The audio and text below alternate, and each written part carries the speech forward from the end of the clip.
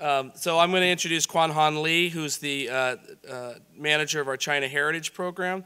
She's been in charge of a number of sites in China, and the largest one that she's working on is Pingyao Ancient City, which is the last walled ancient city left in China.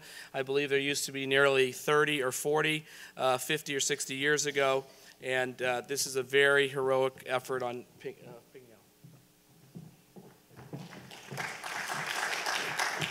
Thank you, Jeff. Good afternoon, everyone. So my name is Kuanghan Li, and today I will talk to you about the Pingyao Conservation Project. So actually, I'm very glad to go after John because I think it's a very huge contrast on the type of heritage site that it shows what we're working on in Asia.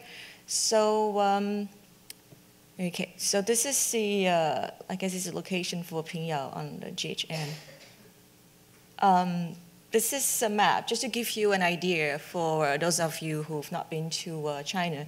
So that's on the lower end, that's the map of China. So the one in red, that's Shanxi province, where Pingyao is located.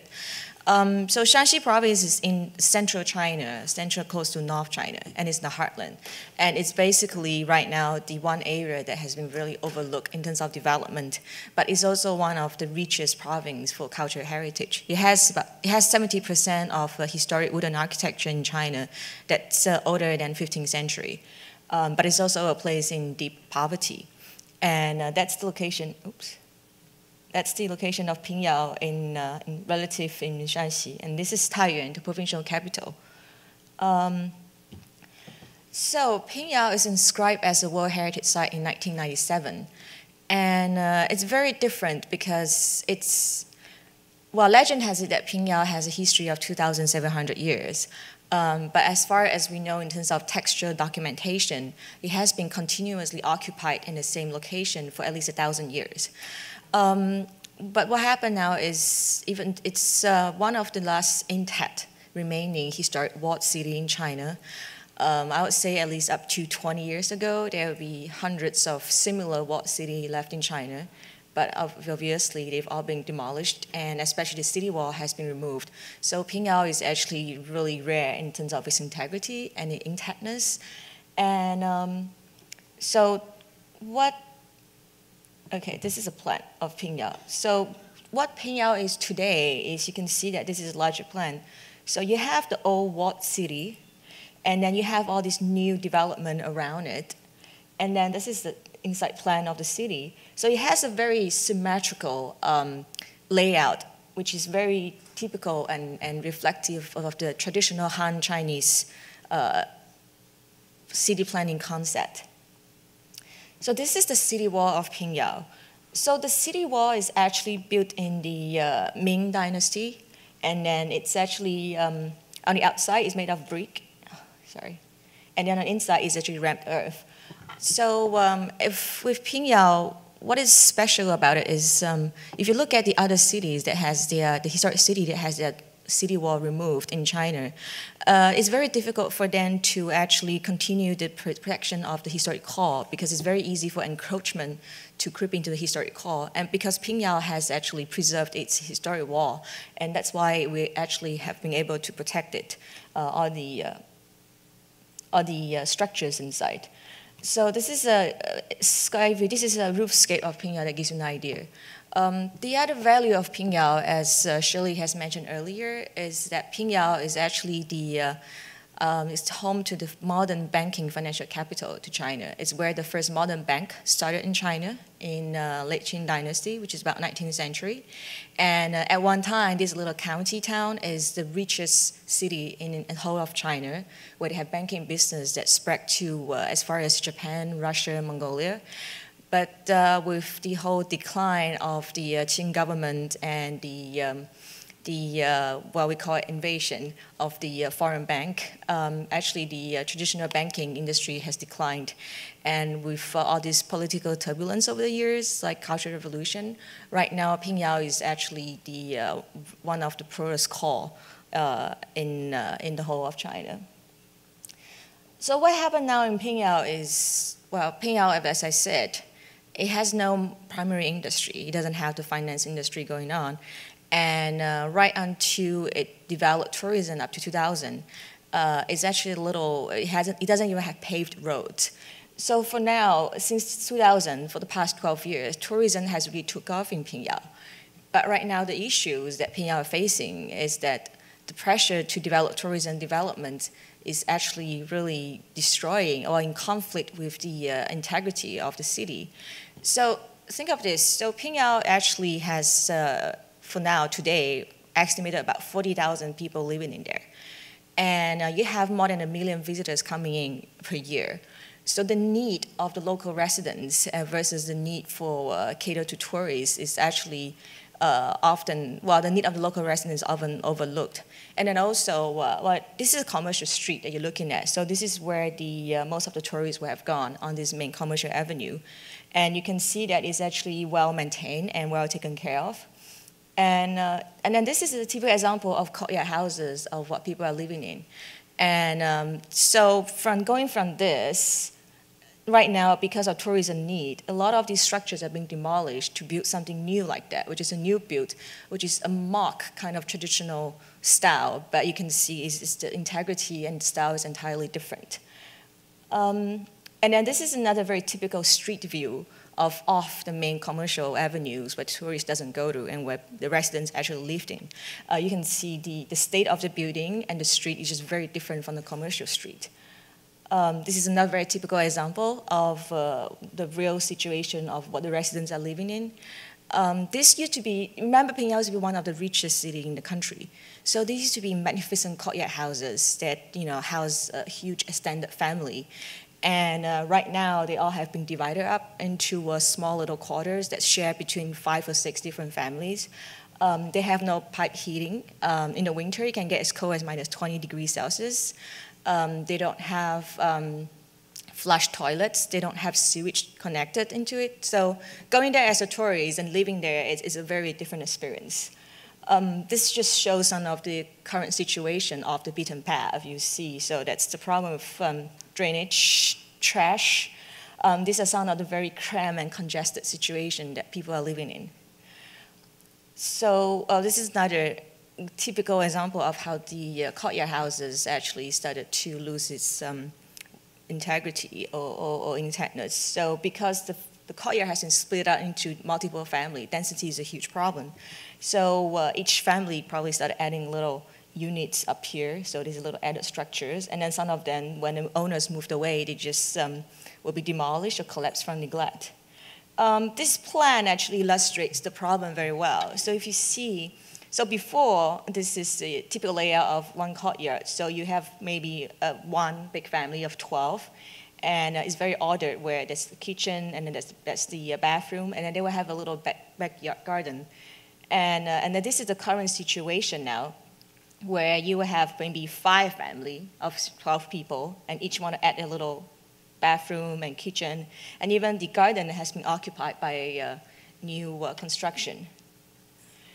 So just having this brief idea of what the issues we're facing in Pingyao, so we really start to think, what can we do going in to help Pingyao? Because it's not just a simple conservation problem of saving a single historic structure. We're actually dealing with an entire city and with real social and community issues.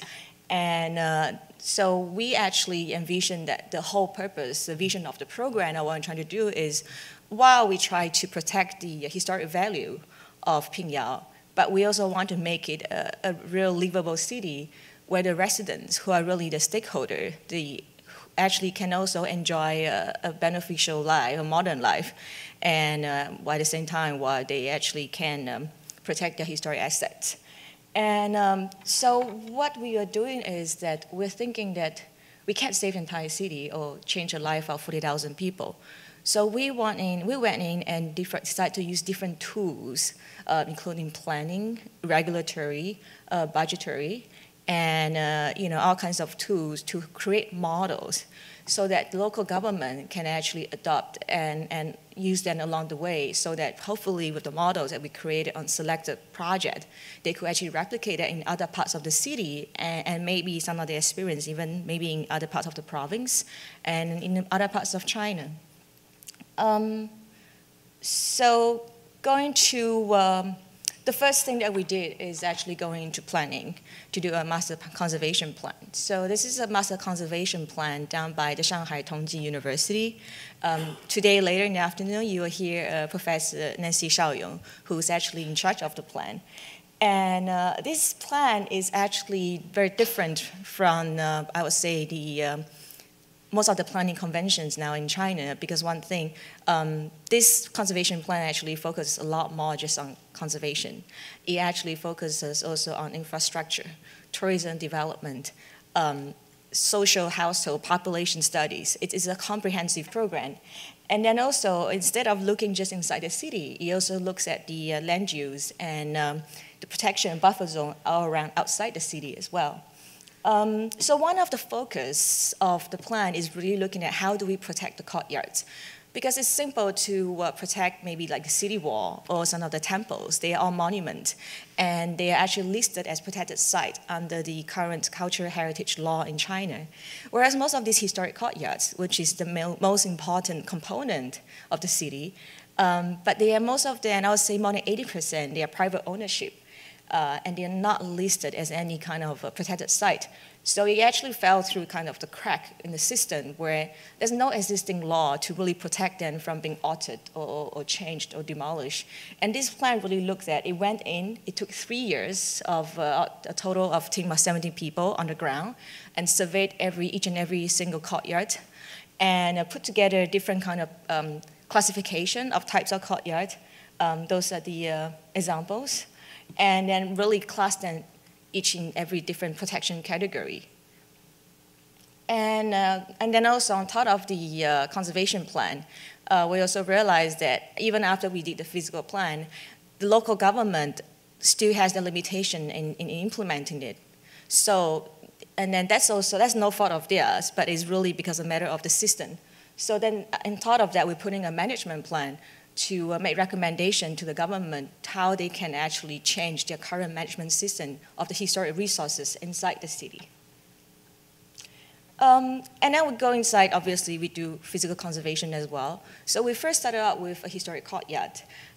So the idea of us going in Pingyao, actually, they do have the techniques still to how to do traditional approaches to repair and restoration of courtyards. But what they don't have is actually understanding the conservation principle. So for instance, often when they see something that's old, the finishes that's old, they will just kind of rip them off and put in something new. So for us, it's really going in to demonstrate what kind of possibility that we can do using modern, well, at least more applicable conservation principle in modern context. And also, on top of that, I said they're not monuments. They are actually, they actually structured that the people will use, whether for residential or for other purpose. So we really have to go in and study how do we, on top of the repair of the structure, how do we actually fit in, the rehabilitation, fit in kind of modern amenities where they actually can be reused and have a new life. Otherwise, they will just be sitting like all these other structures when nobody wants to live in them, and they're all going to move to the new city, and they're just going to fall in disrepair again in 5 to 10 years. So this is just an example of what we did. And instead of repair, like I said, we also actually tested to put in better insulation materials, better heating system that are eco-friendly, because right now people are just burn coal for heat during the winter. And you don't want to be in Pingyao during the winter. It's one of the most polluted time and city you'll ever be in. Yeah. And so after doing one courtyard, and then we actually have some success, initial success, and we finally get through to the local government. And actually this year, they actually have agreed and they have set up what we call a preservation incentive fund. So meaning that the government will put in some funding, and GHF as well, so that homeowners, local homeowners who actually satisfy the criteria can apply to the fund to get grant to repair their historic home. And then that's actually a huge breakthrough for us because the government has never ever taken any action to take care of private properties. And this is an example of a guideline that we are also working with UNESCO Beijing and with Shanghai Tongji University. And then the guideline is the first of its kind in Pingyao. It's really meant to address for the local authority on how they can actually better manage or the repair in Pingyao, and then also for the local homeowners, what they should do to maintain their structure. And then the government has adopted this as the official document and standard to whoever is applying for the preservation incentive fund. So if you're going to receive the money from the government, and then you have to really follow the rules in the guidelines. So we're very actually happy with this progress.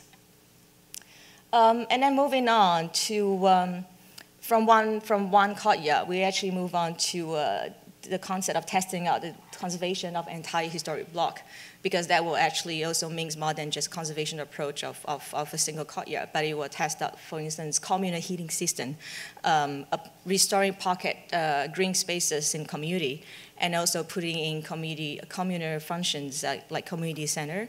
So this is also really revolutionary in China. So this is an example of the 3D rendering of what we're doing. This is an example of the documentation that we have done, going in, and we actually study the existing household structure to come up with a new design of how they can reuse their courtyard in a more sensible way and improve their quality of life.